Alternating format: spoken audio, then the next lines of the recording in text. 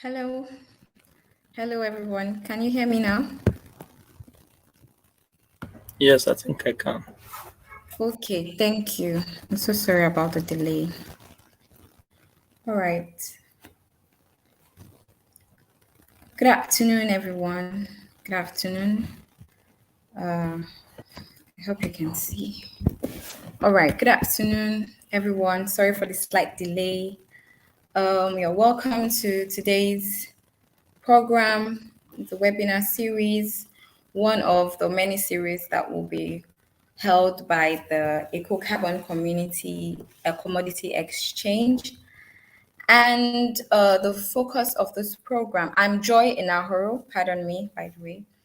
Uh, the focus of this program is in line with the United Nations Environment Assembly, the fifth session.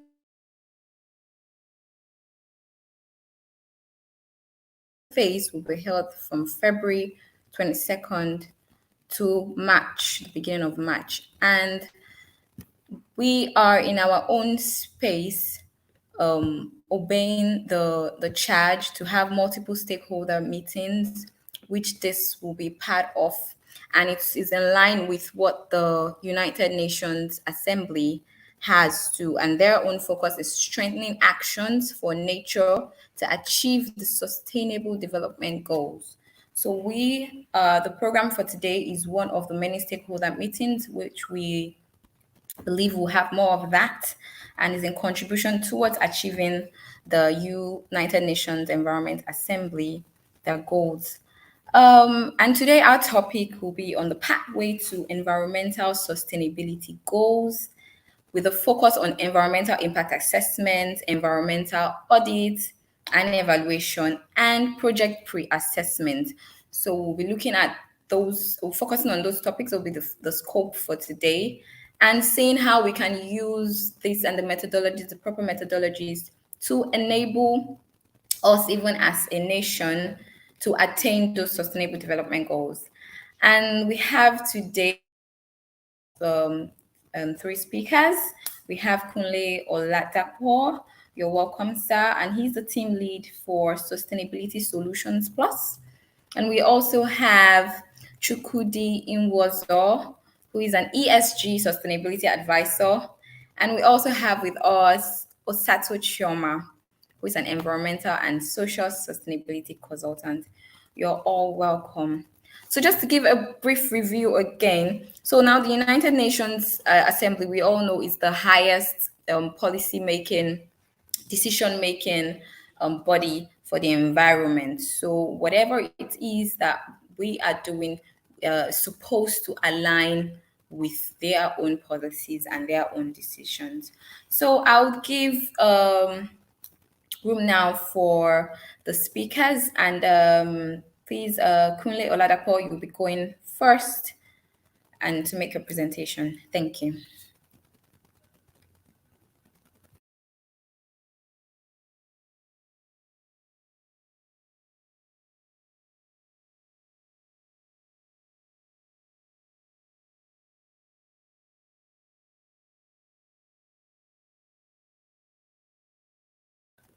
Kunle Oladapo, is he with us here?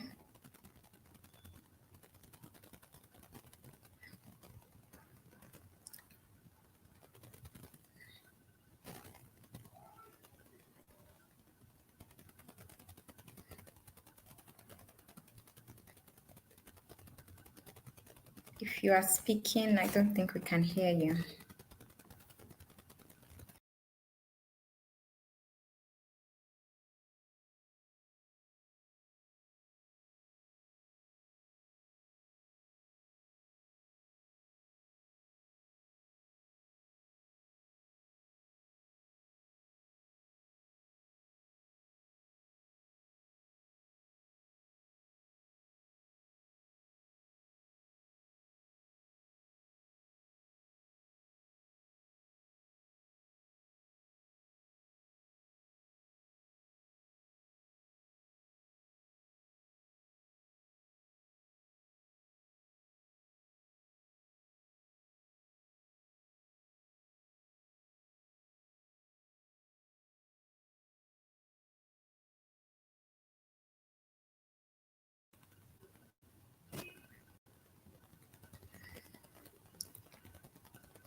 Okay. I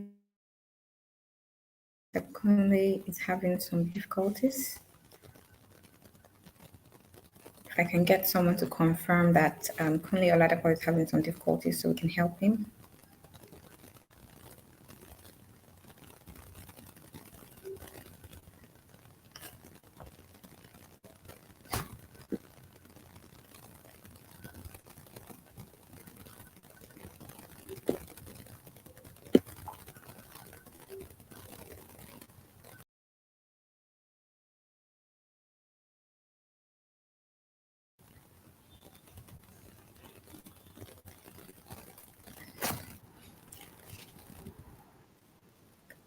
Okay, I think he's trying to speak now. Kunle Oladapo, Oludapo, you can go on. Okay. You're trying to speak. You can unmute your mic and go on with your presentation, please.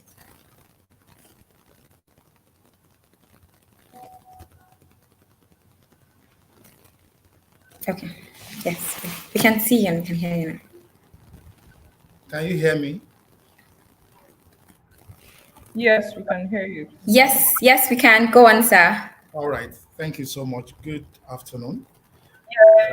Point of correction, the name is Oludapo, not Oladapo. I know Oladapo is a popular one, but the surname is Oludapo. All right. Let me go straight. Let me share my screen. Come, just give me. Okay. And I need to.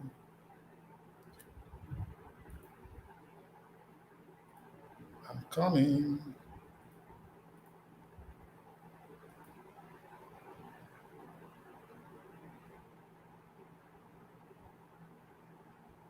Share my screen.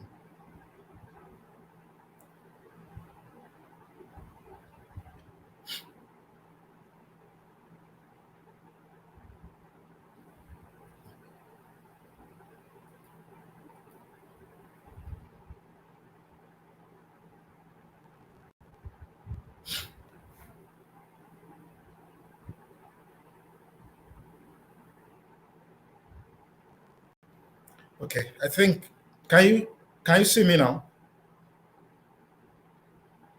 Can you see my screen? Yes, we can, sir. Yes.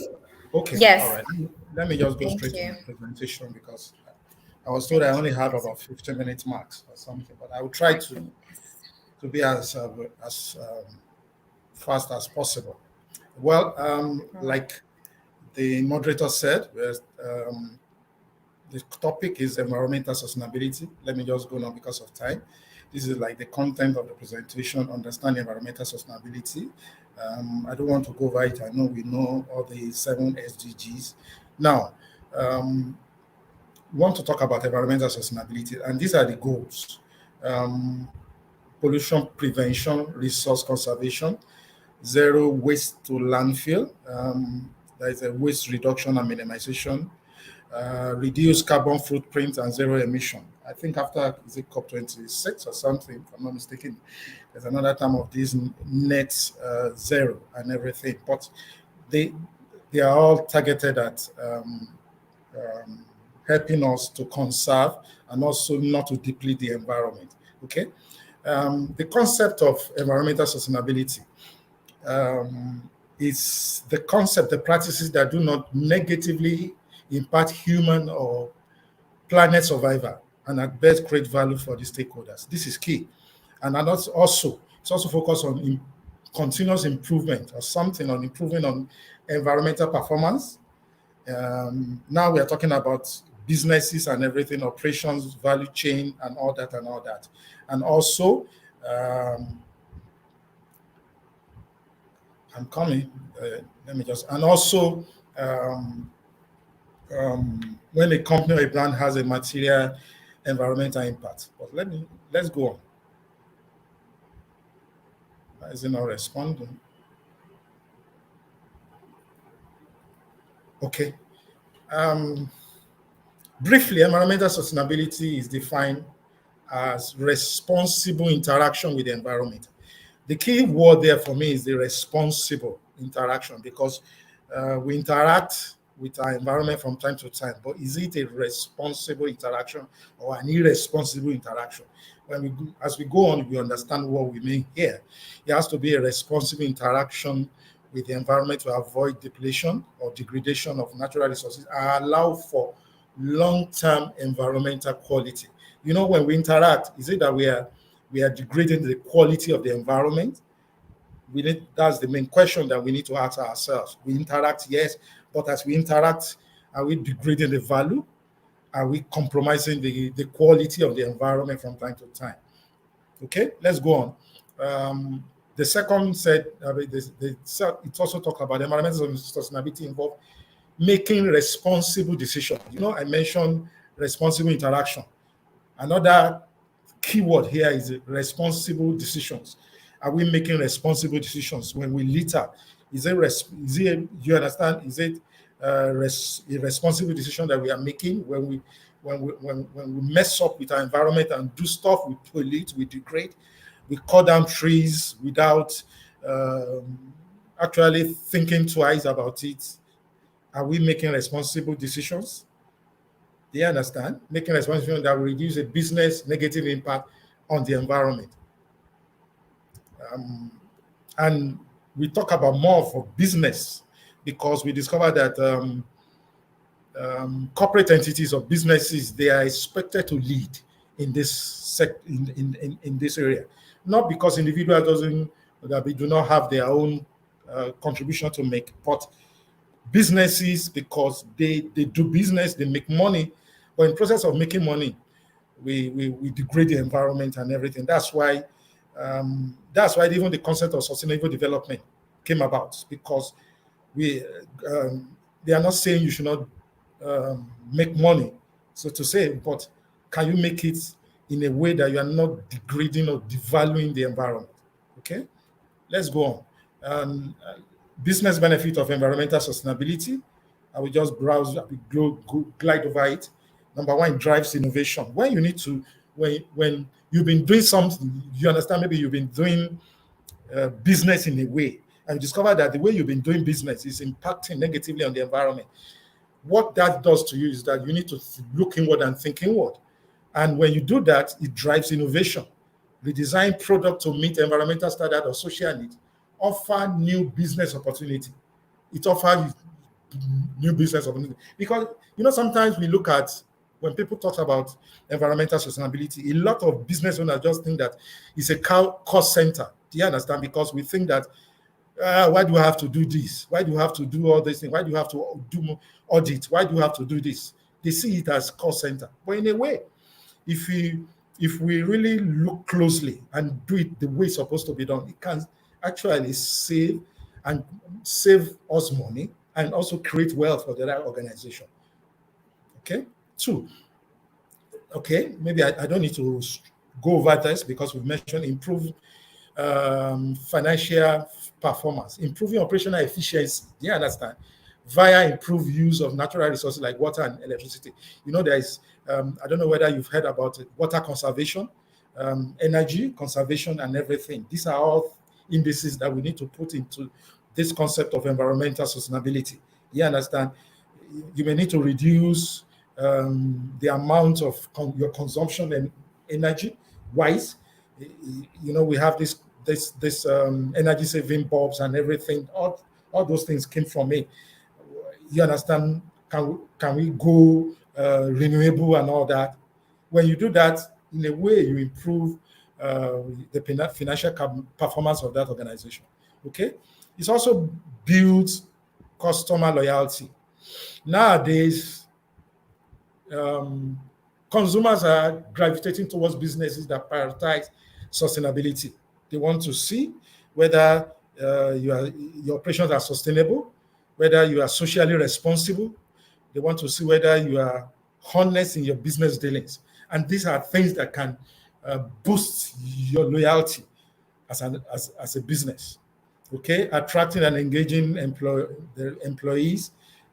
Companies that invest in sustainable effort have a reputation of cultivating desirable culture and participation, because it's a system that is that embrace how can I put it now? Employees are involved in the decision making. Do you understand? You know, this is our target. We need to improve on this, and it gives them to, you understand, like a sense of responsibility or loyalty to the organization. Okay, improve sustainability. We've mentioned that reducing the environmental impacts of your business will ultimately improve the sustainability of your business, the longevity of the organization, and all that. Okay, let me go on. Okay, talking about environmental impact assessment, you know, we've been able to highlight the goals: pollution reduction, waste minimization, all these, zero emission, and all that and all that. These are policy instruments, so to say, that we can engage to flesh out these goals. Because these goals, when we look at it, may look a bit, you understand, far-fetched. But these are policy goals that we can engage. Let me come. Okay. EIA. What is EIA? Okay. EIA is a procedure to identify and evaluate the effects of activities, mainly human, on the environment, natural and social. You know, you may think that the word environment also talks about the physical environment. No, but when you study environmental management, you know that there's dimension of social environment right now, socio-economic environment. These are all part of what EIA will look at. Do you understand? What is the impact on the natural environment? What is the impact on the social environment, or the socio-economic environment? What is the impact on the health of that, maybe the host community, also to say. Let's go on. The need for EIA, because we may say, why do we have to? Why do you have to do EIA? Why do you have to do environmental impact assessment? Why do you have to go through the rigor of this study? Number one, it's a decision making. It's a decision making tool. A decision making tool. EIA is a decision making tool. We need to understand that. We need to make decision. Do we need to go ahead, or do we need to modify? Do we need to rejig what we have right now, or do you understand? And I need to say this: when EIA process is going on, the design engineers also, they are also part of it, because that can also impact on the design at the end of the day. You understand? You may need to change your design. You may need to, you understand, introduce new things. That's why it's an aid to decision making. It's an aid to the formulation of development actions. Yes, we may need to also know that. It's also a vehicle for stakeholder consultation and participation. This is the beauty of EIA, because a proper EIA should involve all the stakeholders, all the interested stakeholders. That is, do you understand, for that project, maybe the project owners, the regulators or the regulatory bodies, the host communities, or the maybe the professional bodies and all that, they need to be involved. And an instrument of sustainable development. And these are benefits: minimization of environmental impacts of our activities. It's because, like I said, it's a decision-making tool.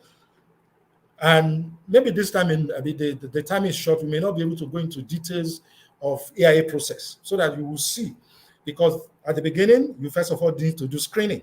Screening is like you are determining whether the project will require EIA or not. That's screening. After screening, you go to scoping. Scoping is like highlighting key environmental issues that project was going to have. And after that, you do maybe from there, the terms of reference and all that.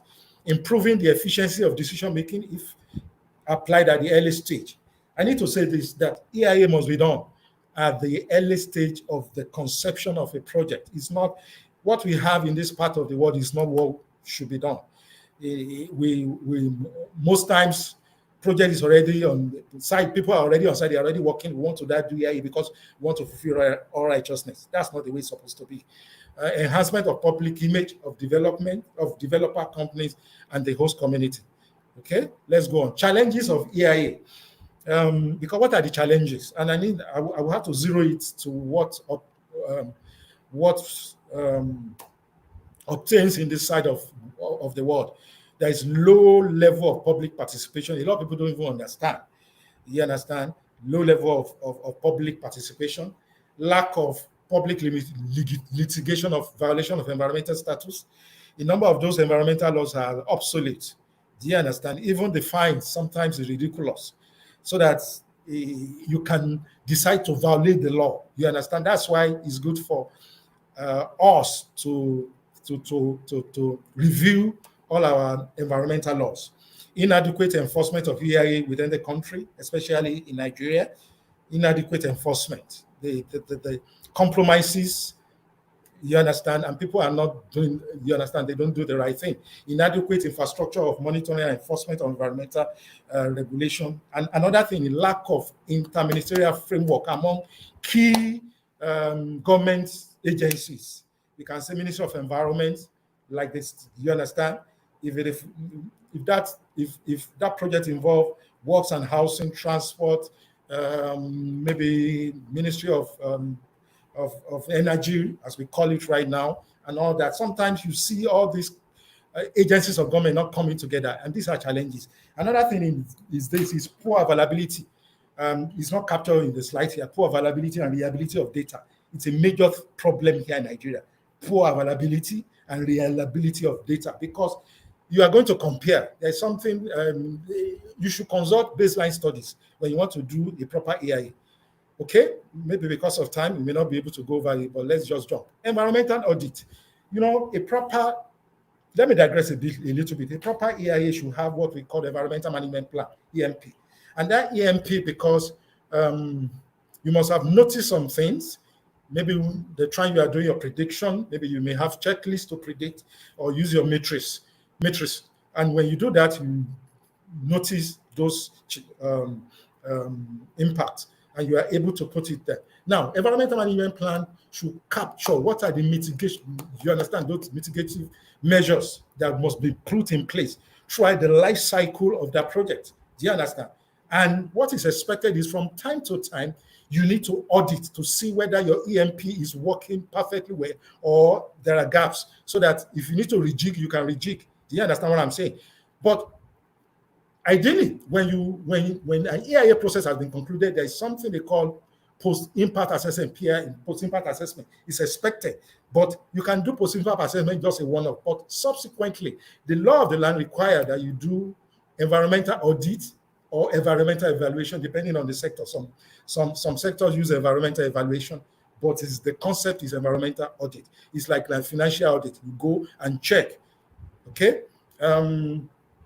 It's a management tool comprising a systemic documented periodic and objective evaluation how well an organization, management and equipment are performing, with the aim of helping safeguarding the environment by facilitating management control environmental practices and assessing compliance with company policy which should meet the regulatory requirement.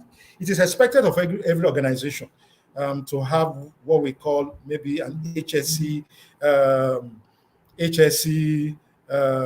policies and everything. These are internal policies that can be measured from time to time. This is what we set out to do. This is what we said we will do. We will do this and this. And from time to time, EIA will help you to do that. You understand? To be environmental audit, will help you to evaluate from time to time. The objective, determine how well the environmental management system equipment are performing. If you have an environmental management system in place, you evaluate, you understand, verify compliance with relevant national, local, or other law and regulation, and also minimize human exposure to the risk from environment and so that. Those are the objectives of audit. I think in oil and gas sector in Nigeria, every operator within that sector is supposed to carry out an environmental audit or evaluation at least once in every 3 years. I know in some states it's required maybe on a yearly basis. It depends, but at least once in every 3 years. If you're proactive and you go beyond once every 3 years, I'm so sure within the law it's still accepted. But anything less than that, it's like violation. The scope, you can look at environment, safety, occupational health, product safety, and all that, and other way you are doing that. Under environment, you need to measure all this against standards, against industry-bred practice. If you have it documented in your environmental management plan, you measure. Do you understand? Safety too, you check your safety record, accident, this, you measure. How are we doing? And you are able to evaluate and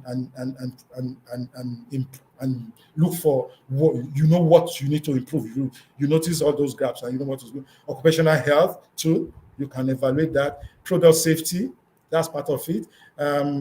In another, you understand, you check maybe your resources too, consumables. If you're energy consumption, you check.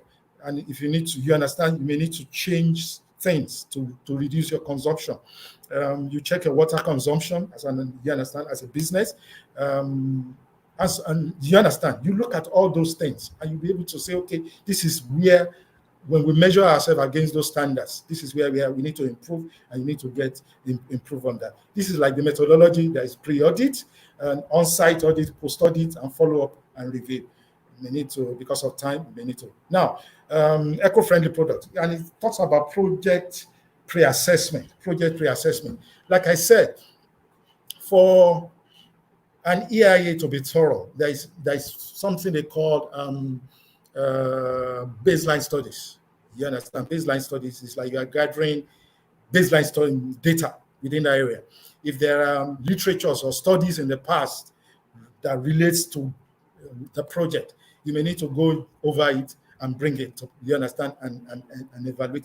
And when you are doing that, and like mentioned screening at the beginning, and scoping and everything, when you're doing all those things, you are trying to see what will be the impact of this project within what you want to do. Maybe the host community, the people in that area, the socioeconomic impact, you check the baseline data of the environmental indices around that axis, and you measure, and you'll be able to take decisions and be able to say, if we introduce this into this environment, this is the impact that will be. Sometimes you need to simulate, sometimes you use your matrices and all that to predict and be able to say, no, we may need to change our strategy, we may need to change our process line, or we may even need to stop the project, because when we look at the long-term impact of this project, it's going to impact negatively on the environment or the people in that sector, or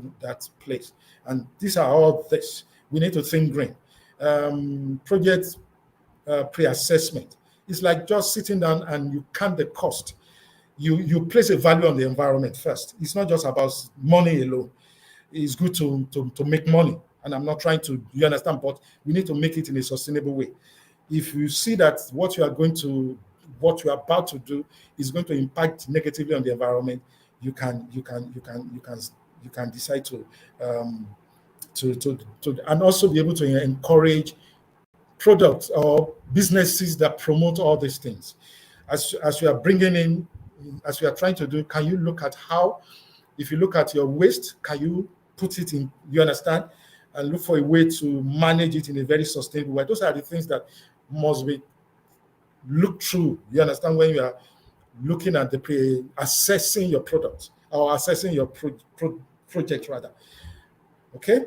Global temperature are rising, and under indicators such as coastal floods, heat-related mortality, wildfire, polar sea ice, biodiversity, and more are also deteriorating.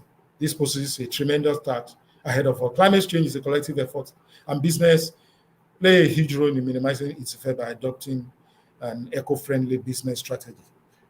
Let me stop here. Thank you.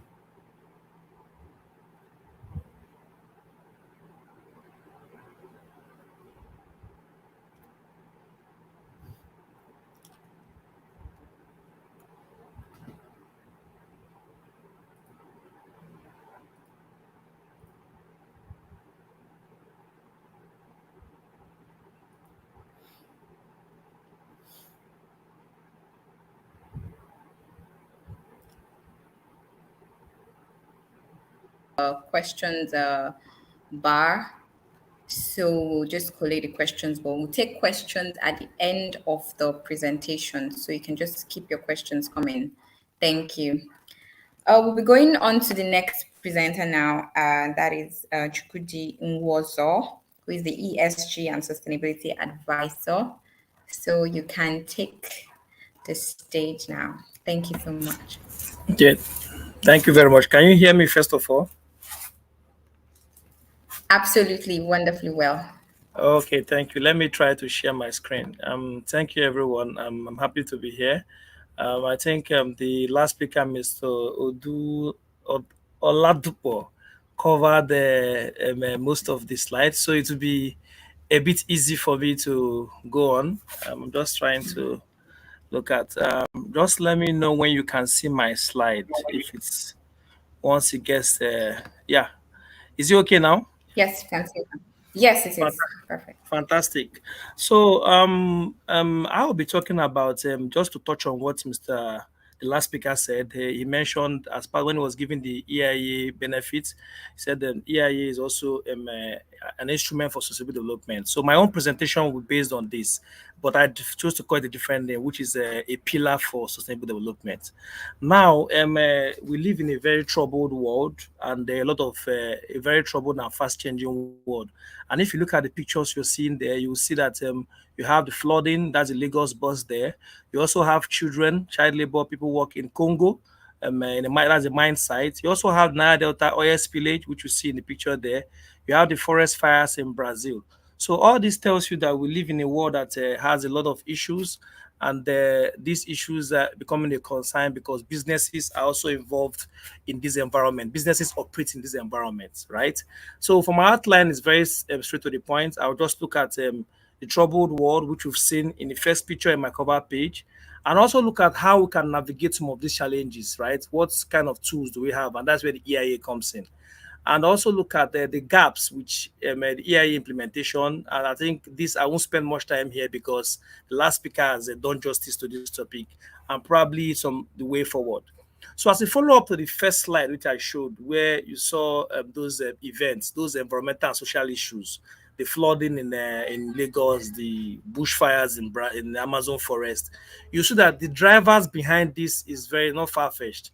You look at the graph, there is that the population is growing very fast, and by 2050, the global population is projected to be 9 billion, right? That means these guys have to feed, right? So it means that to maintain this population, of course, resources have to be used. And when natural resources are being used to prepare the things that we need to make us transport these huge people, of course, there will be deterioration of natural environments. And because we lose biodiversity and also the emissions from activities, you also have. We lost you for a bit, sir.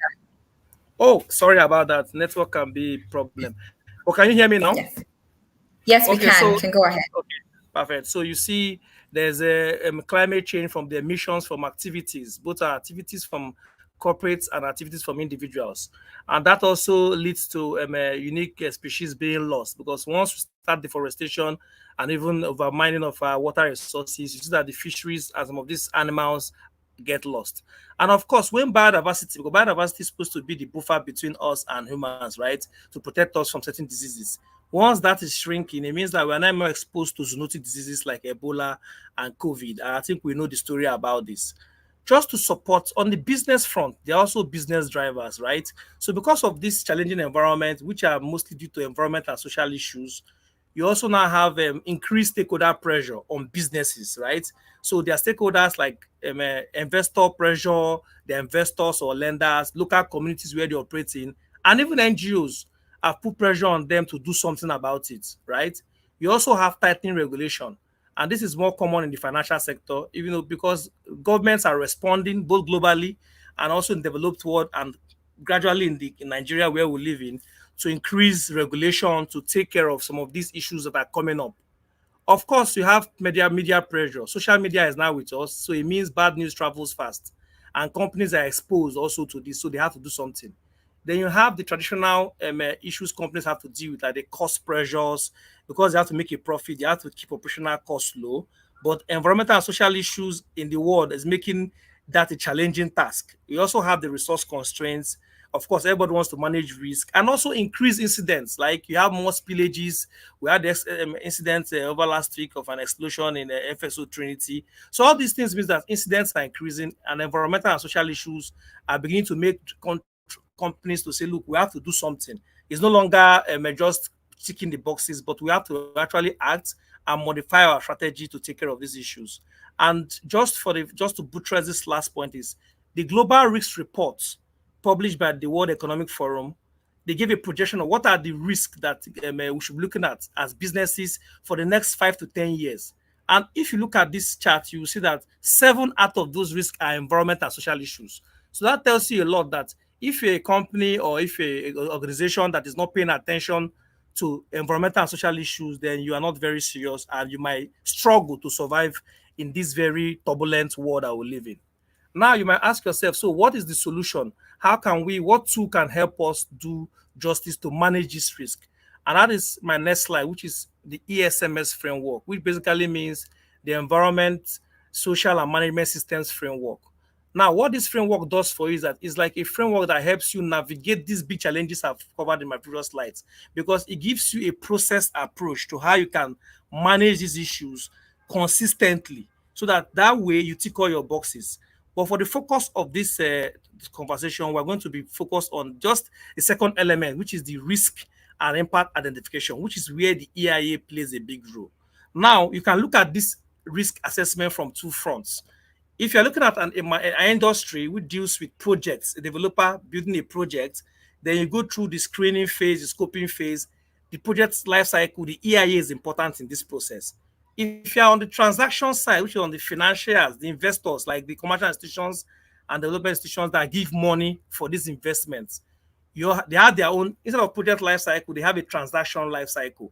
And the EIA is called their own, they call it environmental and social due diligence, which is where they look at all the environmental and social risks. They also ask for your EIA. So these are the 2 fronts where the EIA is applicable. And the EIA is very fundamental because it helps you to have a handle on the kind of risk, because if you don't identify your risk, how would you manage them?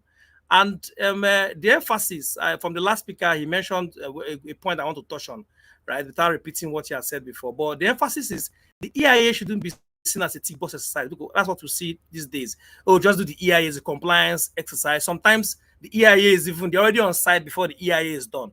But the EIA, and this is another argument that also consultants need to be putting across, that the EIA can also help you identify a risk to the project, a material risk to the project itself. So let me give you an instance. If you have a factory, right, you want to set up a factory in a coastal area, and one of the designs from the concept note is that factory will require water as a resource to run its operations, right? Maybe it's a water-intensive process. And probably the EIA guys are just, the design guys are just saying, you know what, let's just go ahead, let's do quickly. The EIA will obstruct us. They are missing 2 risks. So as a consultant at the screening stage, if you can make the argument like, look, if we do this EIA, you've not even checked the carrying capacity of that water body to support your operations. That's what the value the EIA can give from a project risk perspective. And what it means is that there's a sustainability issue for that project, because if the engineers were already rushing, the EIA brings them back to say, hang on, have you done an assessment of the water resource in this, whether the groundwater resource and the surface water resource for this particular project, to see if it can even carry you for your 100-year projection? Because most times financial plannings are done according to 100 years. Oh, this plant will last us for 50, 100 years. What if the water is not going to be enough? The water is going to be enough for only 20 years. That means all your investors, the money goes down the drain. And that is a very big project risk that the EIA can also resolve. A second one is in terms of climate change.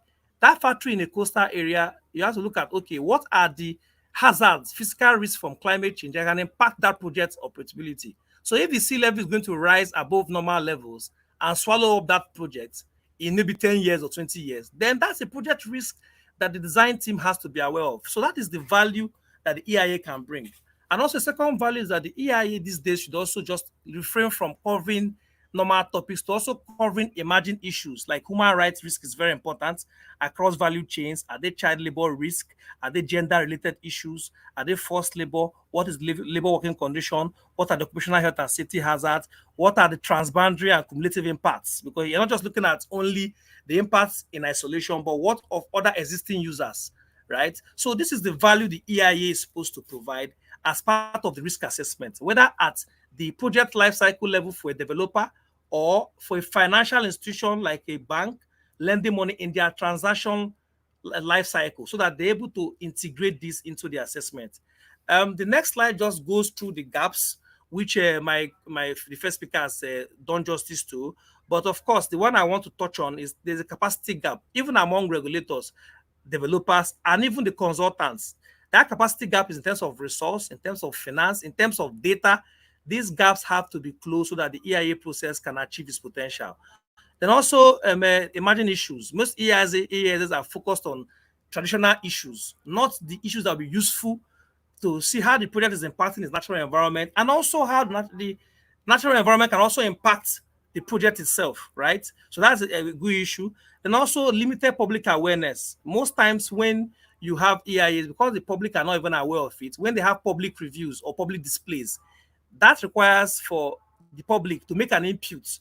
There's a project around your side. They've given the radio jingles to say, look, this project is going to be this. Do you have any comments?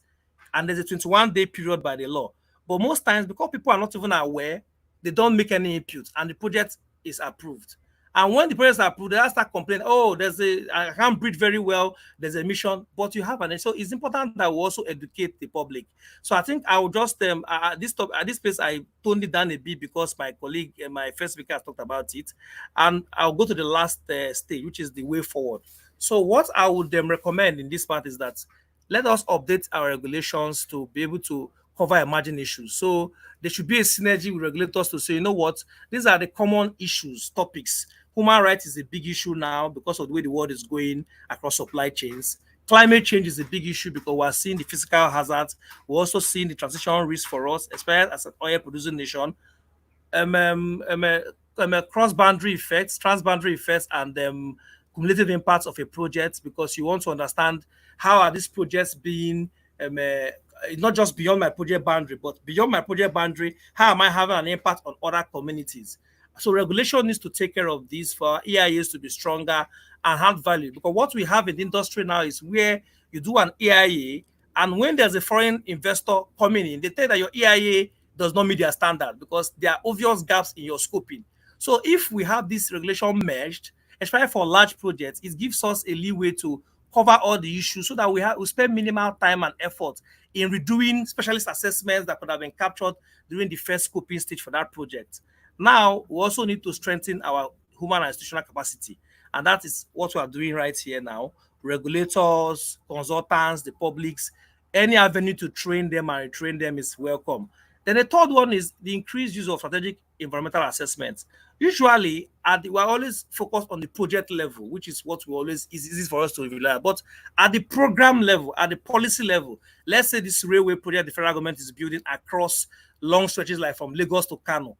That is a massive project, a program that has several projects. So at that level, there should be a strategic impact and social and environmental assessment that tells us at that level what are the key issues that we need to be aware of. So that when the projects now come to isolated pockets of small projects, they can factor it in their screening to get us a better outcome. So this is one thing that we need to improve regional plans as well as state level and federal level so that there's more synergy. And of course, like my first speaker said, he has to improve the EIA implementation and monitoring. Most times after you get your permits, that's it. Sometimes regulators don't have capacity to follow up, or the company doesn't self-regulate itself to follow up. Then, of course, last but not the least, we need to have partnership. That is very important. There should be synergy between the academia, the industry, and also all other players, because most times they disconnect, right? The industry have real-life issues. Academia might be on another level. They are dealing with other issues. But when there's synergy and through sabbaticals and more interactions, roundtable sessions, just maybe quarterly, they can catch up on the issues that are giving them problems from an environmental angle that has business impact. And the academia can also provide that specialist knowledge. So I believe strongly that if we improve all these outcomes, then the EIA can really be a useful pillar for us to achieve sustainable development. Thank you very much.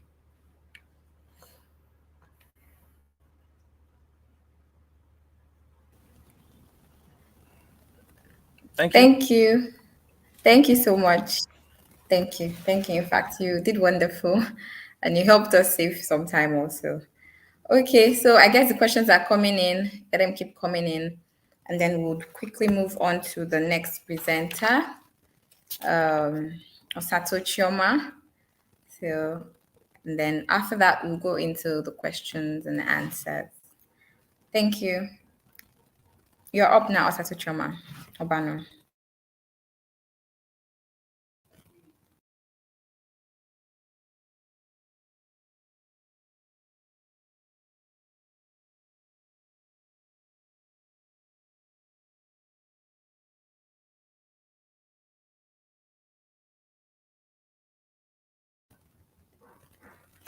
Osatu Choma, if you're speaking, we cannot hear you.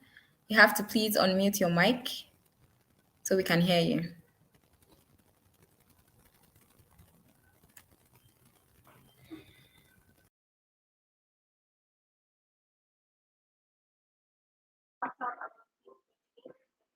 Hello, can you hear me? Yes, we can hear you now. We can hear you.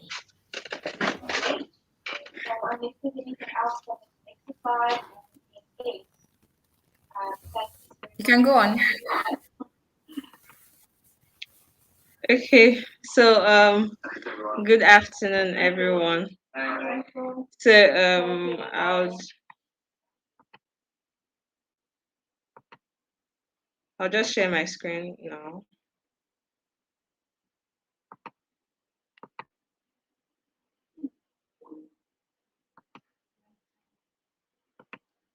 Can you see my screen? Yes, it's up now. It's up now. Okay. So today we'll be talking about a pathway to environmental sustainability goals, which is what we'll be focusing more on EIA and stakeholders in this process. So first of all, we need to understand what environmental sustainability is. Environmental sustainability is defined as responsible interaction with the environment to avoid depletion of natural resources and allow for long-term environmental quality. So simply put, we can say environmental sustainability is the way we interact with our environment in responsibly in such a way that we carry out daily activities and have it in mind or protect the environment while doing so. We also, the goals of environmental sustainability is to minimize depletion of natural resources, to promote development without causing harm to the environment, and to promote eco-friendly practices. And the pathway to achieving environmental sustainability is the EIA process. The EIA process is like a pre-assessment or pre-evaluation of projects before it's done to be able to incorporate environmental and social aspects into the whole process. So I'll just share a short video on the EIA process so we'll be able to understand better what this whole EIA process is about.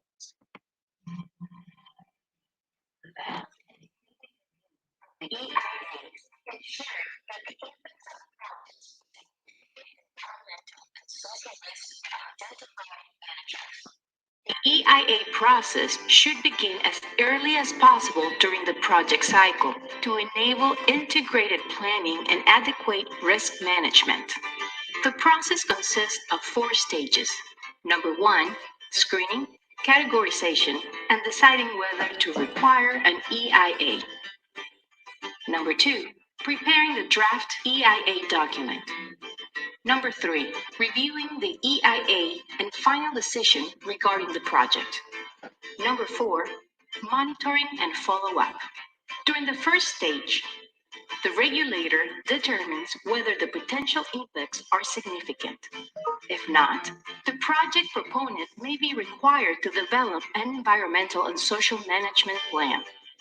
In the case of very low-risk activities, the EIA requirement can be waived as per applicable local law.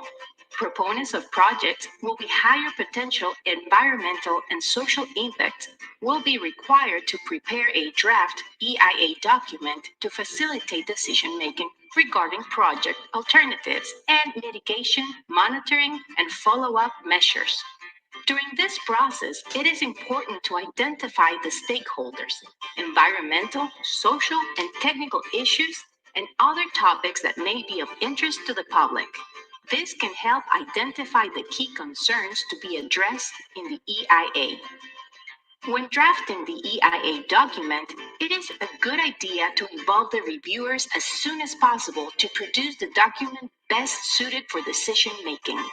Although it's not a common practice in some countries, the early involvement of a reviewer allows the agencies to identify an adequate number of alternatives, facilitate the use of EIA as a planning tool, identify in a timely manner the environmental and social issues at stake, suggest the involvement of relevant stakeholders, ensure that the EIA is balanced and complete, and identify and discuss the permits required by the project. During the EIA process, it is important to establish an environmental and social baseline, namely, the analysis of the environmental and social conditions prior to the project. This analysis should cover the physical, biological, social, cultural, and economic components. Afterward, the potential environmental and social impacts of the various project stages are analyzed. Lastly, mitigation measures are defined to reduce and avoid the negative impacts identified. Once completed, the draft EIA document should be disclosed so that the public can submit comments. If the project is larger or potentially controversial, the proponent may be required to hold public meetings during the disclosure and consultation period. The purpose of these meetings is to explain key issues, listen to concerns, and actively take participants' comments into account in the decision-making process. In many countries, local regulations require public consultation for such purposes.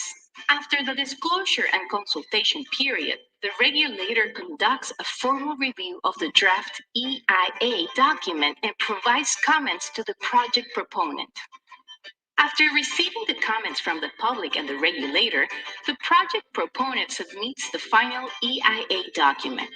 The reviewers must then verify that no significant changes to the project have been made unless already assessed by the EIA and confirm that all comments have been responded to and that any objections have been addressed.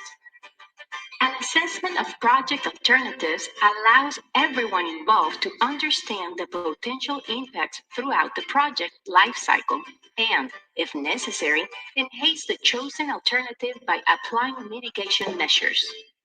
Project approval is based on the final statement of the environmental and social impact. For this step, it is important to conduct a detailed and independent review, support the integrity of the process, and ensure that the perspectives of all the stakeholders have been considered. Lastly, in the monitoring and follow-up stage, inspectors or auditors verify the mitigation measures proposed are being implemented and that they work as expected. This stage confirms that the EIA and its mitigation plan are adequate. The reviewer should always maintain neutrality and professionalism, as successful decision-making hinges on the quality and objectivity of the final EIA. Okay, so I hope we're able to understand that from the video that we just saw. In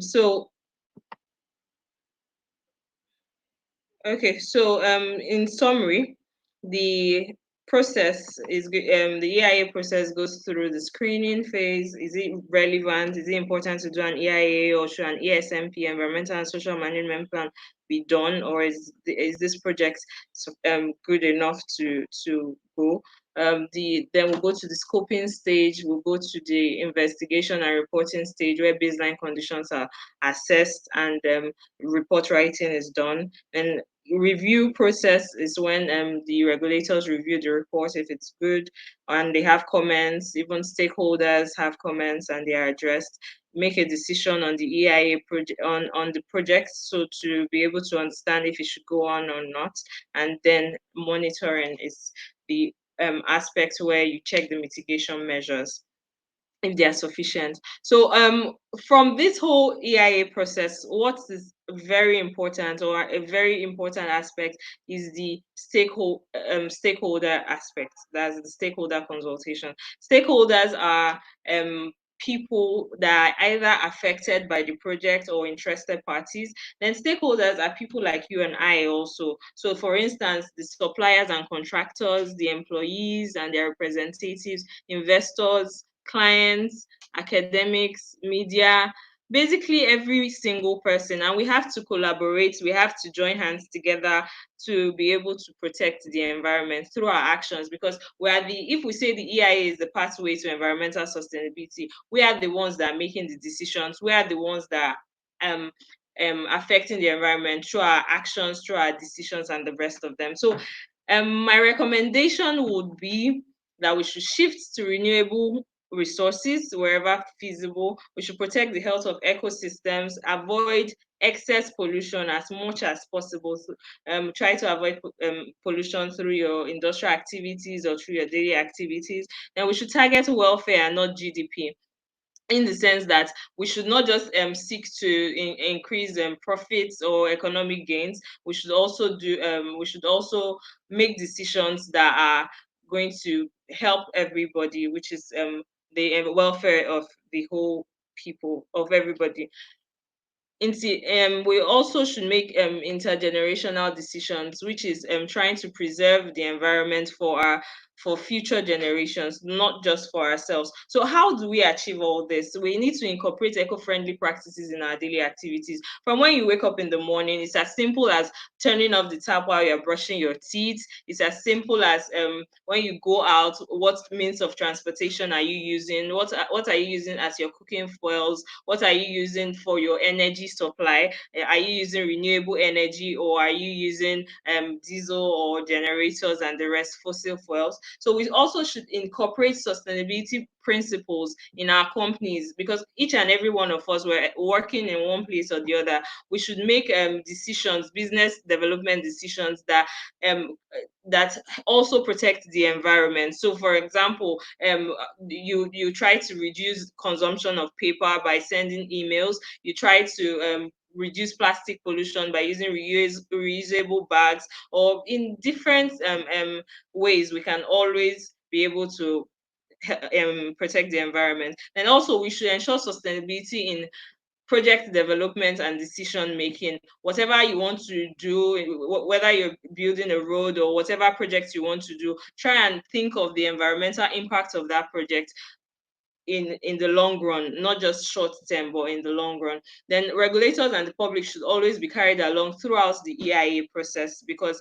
they are very important players in the whole process. So thank you so much for listening. I hope you have questions so that we'll be able to discuss it and learn in this stage. Thank you.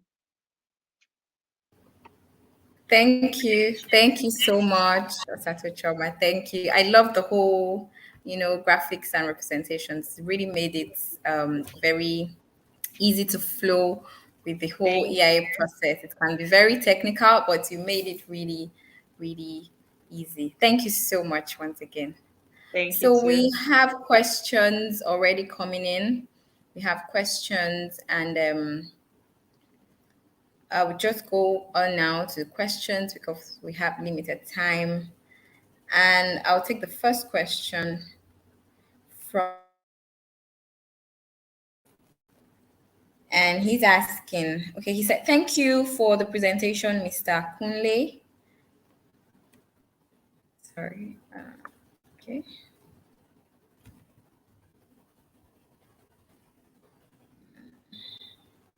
Sorry about that. Okay. Thank you for the presentation, Mr. Kunle. What is the difference between EMP and environmental action plan? So I know you mentioned in your presentation, Mr. Kunle, about environmental management plans. And so he's asking what's the difference between the EMP and the environmental action plan?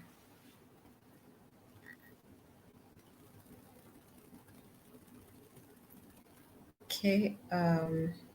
Let me ask another question so maybe Mr. Kunle can shed light on that. And then there was another question Okay, I think this will be for Mr. Chukwuji Nwozo. He is asking, what is the criteria that a project does not need an ESIA? So I don't know if Mr. Kunle is ready to answer the question about the EMP and Environmental Action Plan, the difference.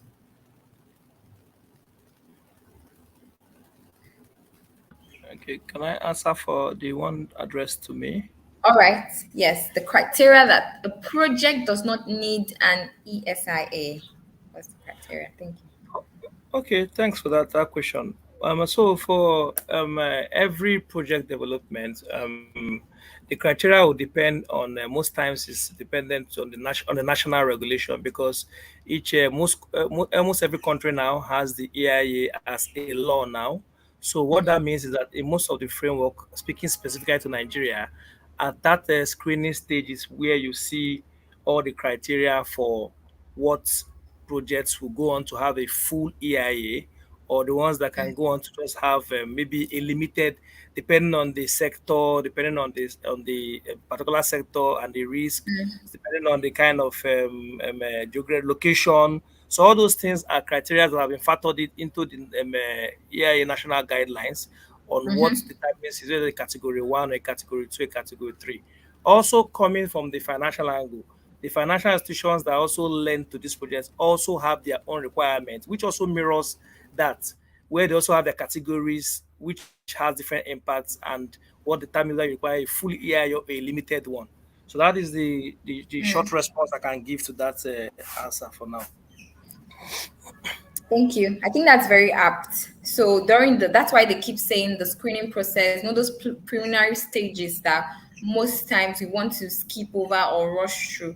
Those stages are very important because it helps you know what exactly you're supposed to do, even with the site verification, everything, depending on the kind of site that you're using. If it's a green site, it helps you to understand whether, okay, are you going to do the type 1 kind of EIA, or what are you supposed to do? So thank you so much, Mr. Chikute. I think that answers it. I don't know if Mr. Kunle is here, but I think Osato Choma, you can help us with the question of the difference, the first one. I'm trying to get it again. So it says, sorry, the difference between the EMP and the Environmental Action Plan. So I believe the EMP is done with, it's inculcated in the EIA. So you can help us shed more light on that. Okay, so basically, the environmental management plan, which is the EMP, is like you said, incorporated in the ESIA. It's a management plan to be able to assess the risks, or to be able to mention potential adverse effects of the project and how to mitigate such risks. So that's what the environmental management plan is about. So the environmental action plan is like steps to be taken, like direct steps to be taken to be able to mitigate these impacts. So it's not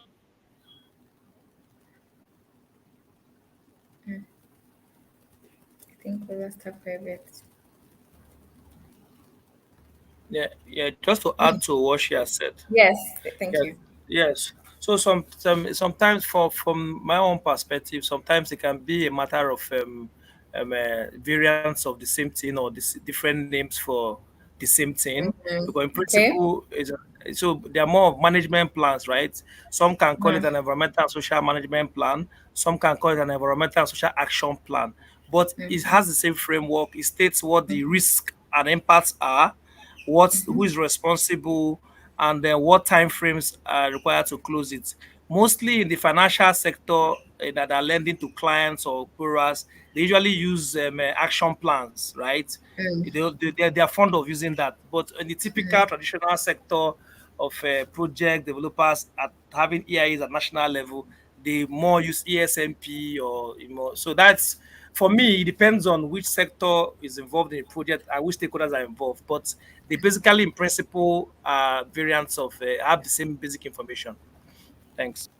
Okay, thank you. We did also be right to say that by the time you are following the guidelines, the EIA guidelines, it is specific and you kind of know exactly what and what to do.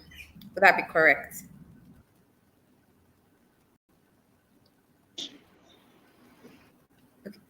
Hello. Sorry, I think the Okay. network was bad. I don't know if you've been able to address it. Yes, yes. So, Okay, okay. Mr. Chukwudi helps to still buttress your point. Thank you. Thank you. All All right. right. So I was asking if, the first speaker mentioned something about guidelines, and I was saying for us to even know exactly and EMP, would we say that following these guidelines can help us like know the scope of what we're doing in the EIA?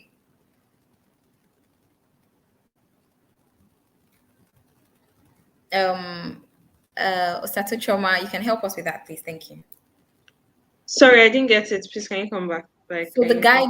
the guidelines that are, the speaker talked about the guidelines that we can follow for the EIA process. So are we trying to say that if we follow those guidelines strictly, are we going to be doing what we're supposed to be doing for the EIA process? There was a bunch of different stages, and then there are guidelines that we should follow. So I feel so that we don't get the mixed up with the EMP and the environmental action plan. If we follow those guidelines, are we going to be doing the right thing? Yes, yes, exactly. So that's the aim of the guidelines. So there's an EIA Act already, which already expresses what and what to do. And even when you submit your proposal for an Mm. EIA, the ministry will also guide you on what to do. So, and most times it's an environmental consultant that does the EIA. An environmental consultant is already experienced in this field, so he or she already knows the whole stages of it and would carry the ministry along. So those guidelines are very important and they would actually help you through the whole EIA process. Thank you. Thank you. Okay, I don't know if Kunle Olutapo is back on, but I'll just be asking a few questions if he's back on. Okay, I think he is. Yes, I'm back. Okay, I quickly okay. pick a call. Stepped out briefly. All right, thank you. Okay, so we're trying to this whole this series, which is just one of many other series. It's part of us following the steps and the focus of the United Nations Environment Assembly. To have various stakeholder discussions and forums, and the United Nations Environmental Program. That's the UNEP. There's this vision for Vision 2030 agenda with the outlook of 2050. So, and they have already, identified about three major environmental crises that we're facing now. And the first is the climate change, which is like the first on the list. And then you have the biodiversity loss and the pollution. And I remember having Mr. Chukwudi Nwozo, talking about how 7 out of the problems that are faced by the World Economic Forum mentioned there was a list, and 7 out of those issues are actually environmental based. So with what we have now, this EIAs that we have, do you think that the methods that we're using, the methodologies and the strategies for our EIAs and our EA process, do you think it will help to reduce Nigeria's vulnerability to climate change in we are currently the guidelines and how we are, the methods that we use for the EIA and environmental audit processes. Do you think it will really help to reduce Nigerians' vulnerability to climate change? Okay. Can I respond to that? Yes, yes, sir. Thank you. Well, I I believe that it will help. I don't think there's anything wrong with the what we have right now in terms of structure or something. I think the problem is the implementation. That's the problem. That's the challenge. What's the challenge in this part of the world? The problem of implementation, not following through on the laid down procedures for environmental audit process, for EIA, for environmental impact assessment process, audit, and all that. Yes. I think, like when Mr. Chukwudi was talking, he was also talking about strengthening even the regulatory arm. You understand, responsible to have oversight in all this sector. I think that's what we need to do. We need to strengthen that sector, and also see how we can follow through on not to compromise. Let me chip in something here, and it's not an indictment on anybody, but I am aware of that even in Lagos State, depending on the scope of the project, you are supposed to maybe go to LASEPA and all that ministry and everything if you want to do an EIA in Lagos, depending on the scope. Do you understand? But I know that what we have right now in Lagos State, so to say, is this: you can enter into maybe a town planning office, and let's say you are supposed to do EIA, so to say, according, you understand, depending on the scope of the project. What operates in those offices is this: you can walk into their office, tell them that you need an EIA, you want to do an EIA. They have a generic report in their office. They will give you, tell you what you need to do, you understand, and they will charge you. Do you understand? You just need to maybe change the project description, put all the details, and bring it back to them, because you've paid to them and it's off record. It's not receipted and everything. They will give you approval that you need. Do you understand? And by so doing, our environment is at the receiving end. That's why I said we need to strengthen those, what we have in-house. There is nothing wrong with the processes, the guidelines that we have right now. It's all about maybe insincerity of purpose in terms of implementing those processes, and also in terms of our environmental laws. Like I said, we need to review those laws. Those fines are, you understand, when you hear, you understand how much the fine attached to what, you understand, it's attached to a litigation, you will be shocked. That means the offender can go at will and decide, okay, maybe just to pay this amount of naira, I will pay and I will default. You understand? That's what I think we have what it takes. We just need to strengthen what we have in-house and look for a way to also work with the regulators and build capacity across board. Thank you. Can I briefly add? Yes, you can. Okay, just to add to what he has said, I just need to point out a few things. You know, this strengthening the capacity is very, very important, like he has said, because there are certain projects or certain projects that as a country we've not been able to do, or we're just doing certain processes. So those processes require knowledge, right? So you see that most of them are done by foreign-based consultants, right? And we should be able to build this capacity as well. Get to a point where these things can be done by in-house consultants, Nigerian consultants that understand the environment. And these things are like very high end. When you talk of climate change, risk assessments, certain kinds of predictive modeling techniques you require for water modeling, hydrogeological modeling. These things are advanced softwares that you require. And both regulator, developer staff, and also the consultants need to know. Some of the consultants already are aware of this, but they used to also build this capacity. Like, and one of the suggestions I have is this roundtable with industry is very important, where they can understand the process design and talk more, even outside the EIA scope, just to understand the process. It can be understanding the sugar manufacturing process, it can be understanding the refinery process, just so that when the regulator understand this process, they can be able to understand which risk are true. Because if a regulator is there and doesn't even understand the process, the EIA to him will look like a tick box exercise, and it won't add any value to us. So that's the point I wanted to add to support what Mr. Olodapo already said. Thanks.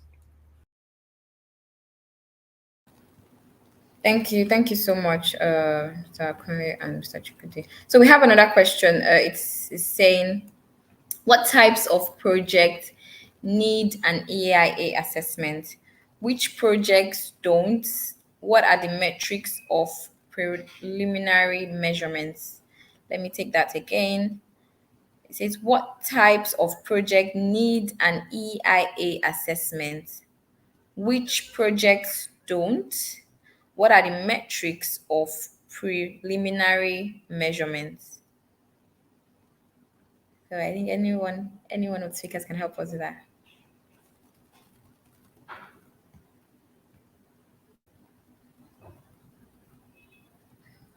Let me let me try to attempt that question. An EIA, when you're about to commence the EIA process, there's something they call screening, and I think I mentioned it briefly. And screening is the process of identifying whether an EIA is necessary or not. Because what you are looking out for when you are doing that is to check whether the proposed project, is going to have maybe serious environmental impact at the end of the day. Do you understand? If you are going to, and let's look at it. Let's say you want to do a road construction, and the road is going to pass through maybe a virgin land or a farmland. Do you understand? There is every possibility that you need to do an EIA, because when you are talking about wildlife around that axis, you may be impacting on valuable wildlife species along those axes. You understand? You need to look at plants, and you understand that have high commercial values and everything. You may need to look at, are you going to destroy people's farmland? Are you going to, do you understand? You may need to do that. Definitely you will need an EIA. You want to cite an industry, and this industry is going to, is going to be emitting maybe obnoxious gases into the atmosphere. You will need to do an EIA. You are going to, you understand, you are going to, it's like you are putting a foreign body, do you understand, so to say, in that new environment. And it's important for you to do an EIA to simulate and see what are the impacts, what are the risks, and all that, and be able to say, okay, let's put structures in place to be able to manage the negative impact. Or you can even say options of no project. We are not going to do it because we've been able to measure. Do you understand? But if you are just going to build a house, you understand, in an already cultivated environment, so to say, let's say, you may need to do, you understand, so to say, the way maybe there are people living in that area, and let's say you want to demolish. What about the particulate? When you are demolishing that, what about the health of people around that area? You may need to put safeguard into, you understand, like environment safety net and all that in those areas and everything. You may need, but the scope, you understand, differs. Do you understand? It depends on the scope of the project. And that's what I'm saying, that it's always has to be it's always done at the process of screening. The process of screening will show you whether this project is going to have significant environmental impacts. There are instruments that you may have checklists. You understand, that you are going to use, and when you are going through this process. There are matrices that you may need to you understand. These are like things that have already been done. What you are doing is trying to make use of those tools to evaluate your project, so to say. Do you understand? And those things, it has to be handled by professionals, because if you don't know how those matrices works, it will be difficult. Do you understand? They are the one that will tell you at the end of the day, okay, after running your project through this checklist of matrices, this is it. It's going to have serious environmental impact, serious socio-economic impact. It is imperative that you go and do the EIA, go and register this project with the regulatory body so that you commence the process. Do you understand? I don't know. Maybe any other person can also. Okay. All right. Is it okay for me to add to what he said? Yes, you can. Very quickly. Okay. So in line with what he said, also the EIA Act also prescribes mandatory study activities, which is projects that require an EIA or projects that you have to do an EIA for. So, for instance, an agricultural project of maybe 500 hectares and above, and airports, you can't build an airport without an EIA. Let's be realistic. You can't do some drainage or irrigation projects like large drainage, or not just putting your gutters in front of your house, but large drainage projects. You can't do it without an EIA. Then you have mining projects, forestry projects, petroleum or refinery projects, a whole lot of them. So there's a list actually in the EIA Act that stipulates projects that require an EIA. And if you are unsure if your project requires an EIA, maybe it's not in that list, then you could also find out from the ministry or from the environmental consultants. In line with what he said, the scope is important. So how large is your project going to be? What impact is it going to be on the environment? Is there already development in that area? Is it a green field? And all that will also be able to contribute to if you need an EIA. So that screening process actually states if an EIA is required, if an ESMP is environmental and social management is required, or if the whole process will be waived if your project is maybe has minimal impact on the environment. So that screening process is important, and also the EIA Act specifies projects that require an EIA. Thank you. Thank you. Thank you. So there's a comment from Ibrahim Salau, and Sorry, can I he's say saying, something? Sorry, just to buttress what Osato said, fantastic. I think the EIA Act is even it's something one can pick up from the Federal Ministry of Environment, and I think even online one can. Then you understand. I think there's a PDF version somewhere. There was one time I was able to get a copy or something, but I know it has been reviewed lately. I'm not too sure. I think the one that is online, the latest is 2004 version, but I think there is a revised one, maybe around 2016, which I'm not too sure right now. I think it's anybody can take advantage of it, download it. If you're close to Abuja, you can go to Ministry of Environment, EIA department. I'm so sure they will be willing, maybe just to pay for it, to take advantage of it. Thank you.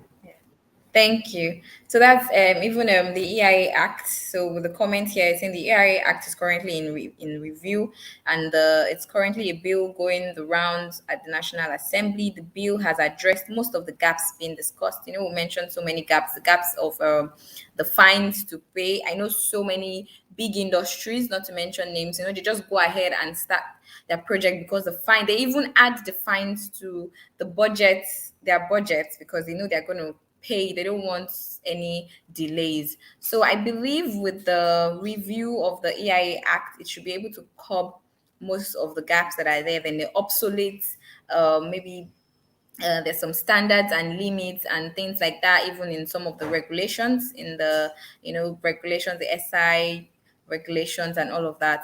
So I believe with time and with more of this kind of meetings and coming together with different stakeholders, we should be able to improve the EIA process in Nigeria for it to be more effective, because that's what will get us to achieve those sustainable development goals.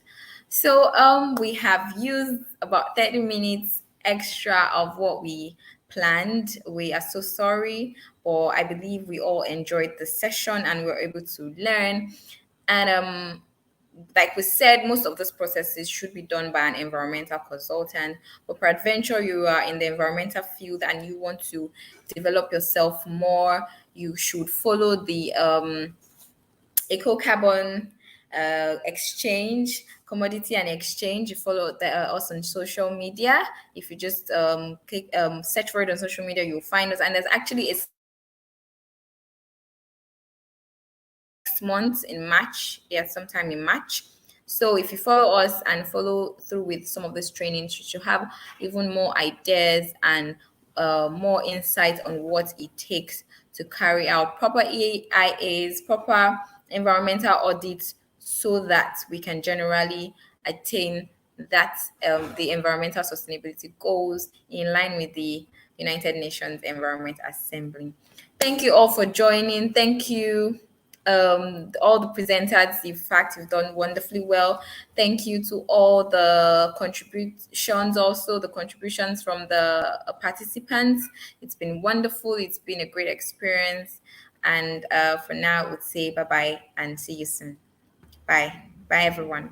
Bye-bye. Bye. Thank you for the opportunity. Bye. Thank Bye. you. Bye. Thank you. Bye. Thank you, Osato. Thank you, Mr. Chukwudi. Thank you, sir. All right. Thank you, sir. Thank you, Joy.